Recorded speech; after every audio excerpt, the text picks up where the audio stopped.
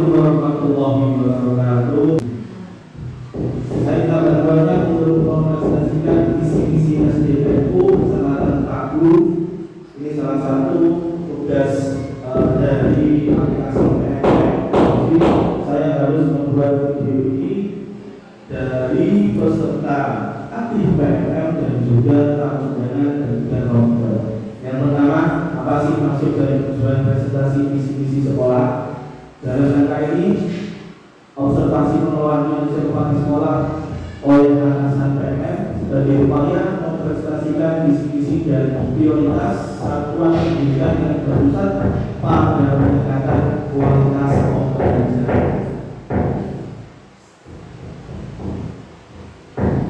Nah, apa itu visi? Visi merupakan cita-cita, gambaran masa depan yang ingin dicapai, sehingga visi menjadi arah dan tujuan yang hendak diwujudkan di masa depan dalam langkah panjang. Jadi kalau anak-anak mungkin Bapak Guru pernah mengisi di KBM, pasti menceritakan ketika masih kecil anak-anak pasti mempunyai cita-cita. Nah, setelah itu cita-cita itu diungkapkan oleh anak-anak, dijawab, kemudian itulah acuan arahan untuk jangka yang panjang di masa yang akan datang. Kemudian misinya agar cita-cita anak-anak itu tercapai. Misi di sini merupakan langkah-langkah strategis praktis yang akan dilakukan untuk mencapai visi. Prosesnya dari anak mulai TK, kemudian pentingnya visi sekolah. Yang pertama yaitu mengarahkan, memberikan kalian jelas dari seluruh warga sekolah untuk mencapai tujuan dan cita-cita.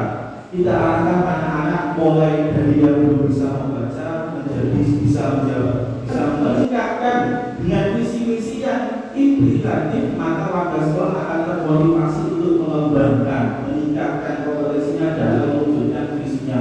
Anak-anak mempunyai kemampuan, jika kemampuan yang kita asah tidak bisa reguler, maka anak-anak akan terserap kemampuannya. Anak-anak akan termotivasi dan semangat sehingga pendidikan kemampuan individu anak bakal tersalurkan. Apabila tidak ada itu, maka kemampuan anak juga tidak tersalurkan. Seumpama Bapak Ibu guru ketika sedang makan hanya nasi putih saja tanpa tahu rasanya bagaimana, pasti tidak. Nah, itulah bagaimana kita meningkatkan. Setelah itu kita dorong perbaikan yang berkelanjutan.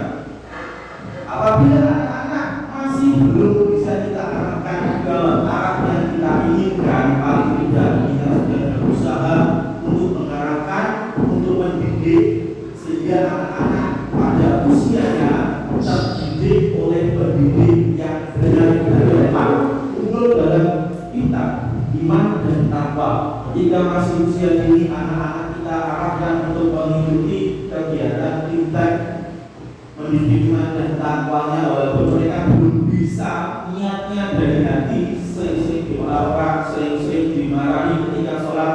Itu adalah sebuah proses bagaimana kita mengenalkan anak untuk menciptakan iman dan takwa mereka sejak dini.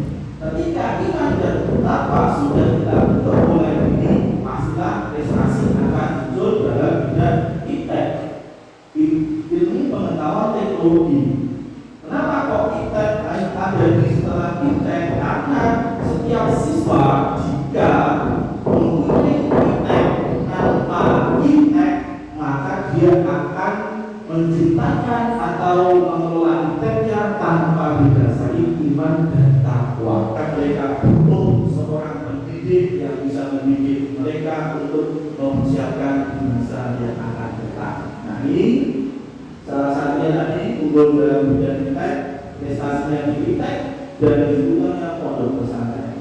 Dan isinya pelaksanaan pembelajaran sudah seperti kita lakukan setiap setelah sholat Jumat sampai nanti pulang, mendorong, membantu, tetap mendampingi, kemudian menanamkan, menumbuhkan sikap kemandirian, melaksanakan pembinaan penelitian, dan mengadakan komunikasi, koordinasi, dan sampai ada di sekolah itu anak-anak yang membuli. Walaupun mereka masih membuli, paling tidak kita juga mengarahkan bahwa membuli itu ada